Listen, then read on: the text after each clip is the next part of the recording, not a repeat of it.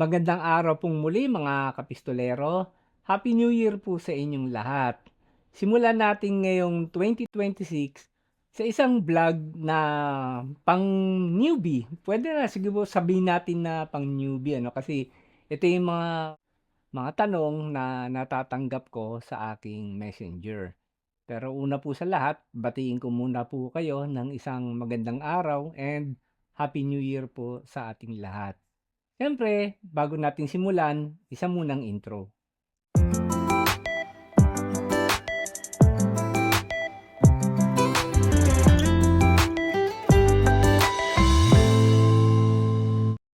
Well, ang topic natin ngayon, ito yung mga frequently asked questions sa aking messenger. Sige, unahin muna natin. Sir, pwede ba akong gumamit ng 223 na bala sa 5.56 na rifle?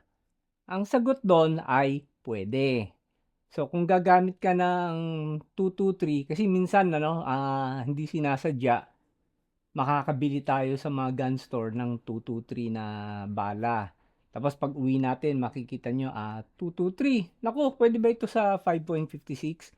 Safe naman po. According dun sa, sa AMI, ang sa AMI ay ang Sporting Arms and Ammunition Manufacturers Institute. Ang sabi nila, safe naman daw po gumamit ng 223 na cartridge sa 5.56 na rifle. Pero reverse, hindi ka pwedeng gumamit naman ng 5.56 na bala sa 223 na rifle. Kasi mas mataas po ang pressure ng 5.56 na bala compare sa 223 na bala. At makikita nyo to, no? Meron din kasi akong 223 na bala na binili ko sa Arms Corps. Kung titingnan nyo, no, halos walang pinag-iba. Ayan, i-compare natin. Pero sa pressure, mas pataas ang pressure ng 5.56. Ngayon, kung gagamit kayo ng 5.56 na bala at gagamitin nyo sa 223 na rifle, magkakaproblema kayo nun kasi mataas nga ang pressure ng 5.56 na bala for safety reasons din. So para malaman ninyo ano ba yung specification ng inyong rifle, ay pwede naman ninyong tanungin dun sa pinagbilihan ninyo or nakamark naman dun sa barrel ng rifle. So kung 5.56 nakalagay sa barrel ninyo, safe po na gumamit kayo ng 223. Pero kung 223 ang nakalagay sa barrel ninyo, hindi po safe na gumamit ng 5.56 na bala. Ang susunod na tanong naman ay pwede bang gumamit ng 380, yung caliber 380, maliit na bala, sa 9mm na pistol?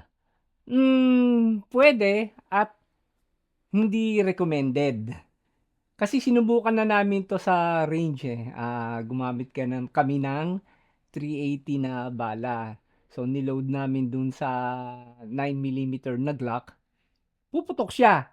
Pero hindi nag-e-eject yung shell. Yan. Kaya hindi ideal. Siguro ano na lang 'yon. Halimbawa nagkagulo na at wala kayong makitang bala ng 9mm nakapulot kayo ng 380. O, pwede siguro may puputok ninyo. Pero kung sasabihin yung gagamitin nyo talaga yung 380 sa pistol na 9mm for 9mm, hindi po pwede. Kasi nga, hindi mag-e-eject yung shell. So, ang mangyayari sa inyo, isang kasa-isang putok, parang teka-teka. Parang ganun ang mangyayari. Okay, ang susunod na tanong naman ay, Sir, pwede bang gumamit ng 38 na bala sa 357 na baril? Ang sagot, pwede. Pwede. Kasi magkasukat naman siya eh. Yung mga sa range nga, no? Siyempre, mahal ang 357 na bala. Kaya ang ginagamit nilang practice rounds ay mga 38 caliber. Ngayon, kung may kaya ka naman na kaya ng budget mo, di 357 ang gamitin. Pero do sa tanong na kung po pwede gumamit ng 38 sa 357, ang sagot, pwedeng pwede. Pero reverse, hindi ka naman pwedeng gumamit ng 357 na bala sa 38 na revolver. Bakit? Obvious kasi mas mahaba ang bala ng 357. Hindi siya magkakasya sa cylinder, sa haba. Pero sa diameter, pwede. Yun lang, mahaba. Hindi siya po pwede talaga. At ang last na tanong, Sir, ano bang pagkakaiba ng 45 Colt at ang 45 ACP? Ayan. Um, Natanong din kasi sa akin 'yan 'no, sa Messenger ko. So, ang 45 Colt or 45 Long Colt, iisa lang po 'yon, ang 45 Colt at ang 45 Long Colt. Kaya lang siya tinawag na Long Colt kasi nung unang panahon 'yun ang tawag. Pero ngayon 45 Colt puwede na 'yon, 'yun ang karaniwang tawag ngayon. Ngayon, ang pinagkaiba niya sa 45 ACP ay mas mahaba ang 45 Colt. Yan, kasi ang 45 Colt, ginagamit yan sa mga rifle at sa mga revolver. Samantala, ang 45 ACP ay ginagamit naman yan sa mga semi-auto pistols. At kung titingnan nyo rin yung haba, makikita nyo nga dito sa picture, ay talagang obviously mas mahaba ang 45 Colt or 45 Long Colt. So hanggang dito na lang po mga kapistolero.